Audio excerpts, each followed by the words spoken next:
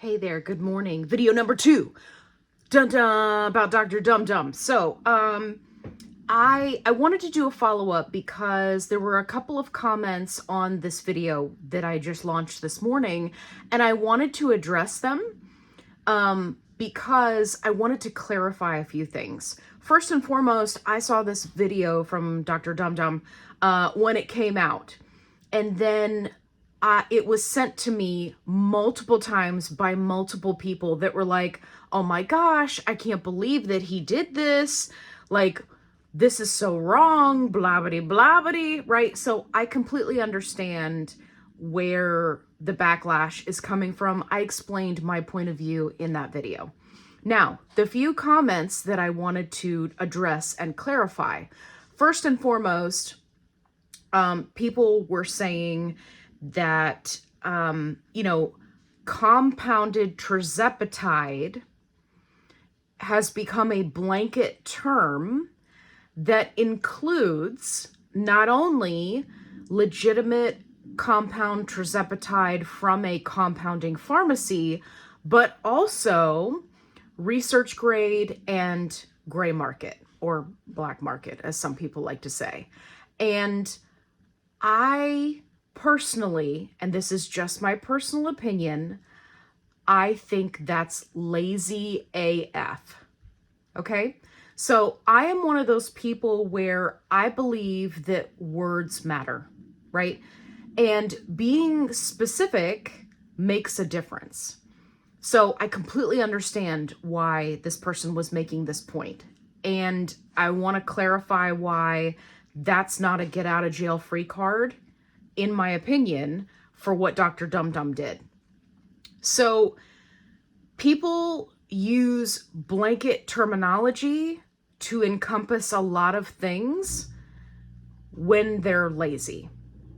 For example, you will see that because the word Ozempic gets the most traction and the most people recognize that word as being a GLP-1 product, you will see people talk about their Ozempic weight loss journey that never, ever took Ozempic. And for me, that's frustrating. If you took it, you switched to another med, you went back to it, that's totally fine, right? Like, I get that.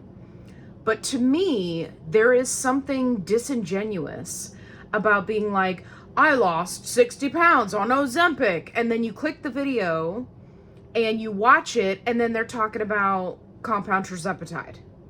And then I'm like, well, wait a minute, I thought you said you were on Ozempic, right? Like, to me, that's annoying, because I know the only reason why you put Ozempic in the title is because that is the key word. That is what people search for, right? That's the thing. And I have made this point many, many times on my weight loss journey. Do I talk about all of the GLP-1 meds? Yes. But specifically, I make it clear when I'm talking about Mounjaro or compound tirzepatide or Ozempic or compound semaglutide. And I personally feel like people who don't are lazy, and they are perpetuating a problem in the GLP-1 community. Now, to the point of research grade and gray market being lumped in with compound, I will fight that until the end of days, because compound is legitimate, it's state regulated, they come from actual pharmacies. That is in no way the same as someone reconstituting in their kitchen. That is in no way the same as ordering from some TikTok shop and going that route where you're buying from somebody else who bought from China, and now they're repackaging, putting a label on it and sending it out. No, those two, it's like research grade and gray market over here, compound over here. It's like name brand. Let's bring the graph up. Name brand, compound, research grade, gray market. 3 separate categories. And if I'm being perfectly honest, if there is a creator who is not capable of making that distinction, and they perpetuate kind of this grouping of things together by just listing everything as compounding, that is lazy. It is lazy, it is detrimental to the GLP-1 community, and it brings down the validity of compound pharmacies. And what does that do? Hurts the GLP-1 community. Not everybody has access to name brand. And I have always said that telehealth companies and compound pharmacies that are going about things and doing it the right way deserve credit. So lumping them in with blindly ordering from China and hoping that customs doesn't seize your gift package, yeah, that's not fair. And I don't recommend that, and I don't condone that, right? Like, we are not going to lump it in. Just like I don't lump in Ozempic, Wegovy with Mounjaro, Zepbound. People ask me all the time, can I switch to the other med? Can I do this? Can I do that? Oh, I've got leftover meds. This was the latest question. I've got leftover compound semaglutide, but now I've got name brand tirzepatide because I got new insurance. So can I just use up the other one? Can I just switch back and forth from week to week? They are not the same med. So just like I wouldn't lump those two together and say that they are the same and they work the same and they do the same thing and they have the same ingredients and they have, right? Like, they would both be under the umbrella of GLP-1, which so would compounding, so would research grade, so would gray market. It's all under the umbrella.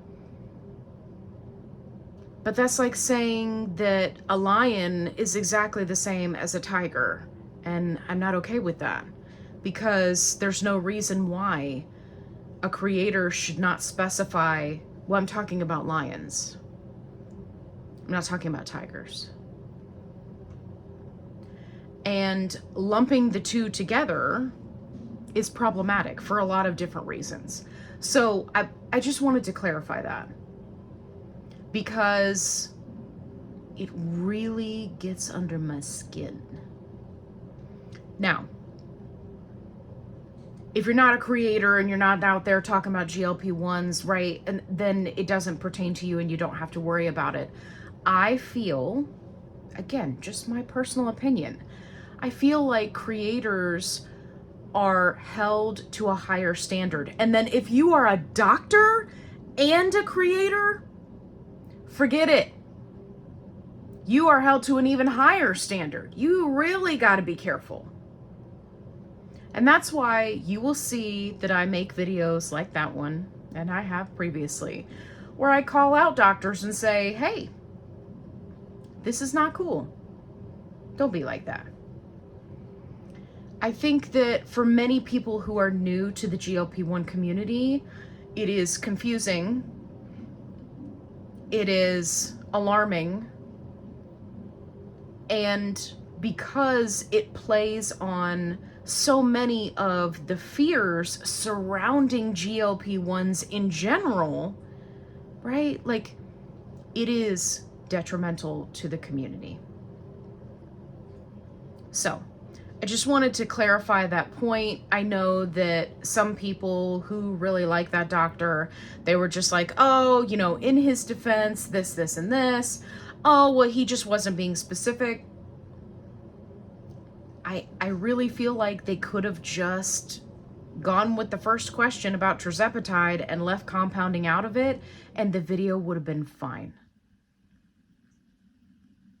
I also speculate that the second doctor who was in that video, that she knew better, that she had enough foresight to say, you know what, let's avoid this question. And she rated compound tirzepatide as a 4. She is also a Dr. Dum Dum, in my opinion. But that's the beautiful thing about opinions, right? We can all have one. And who knows what their reasoning is. But I feel like it's important, whatever your reason is. I feel like if you're saying something that perpetuates a stereotype, then it's problematic. And you should probably not do that. Okay, I hope you had enjoyed this video. Thank you for hanging out with me during my clarification. And as always, be kind, rewind.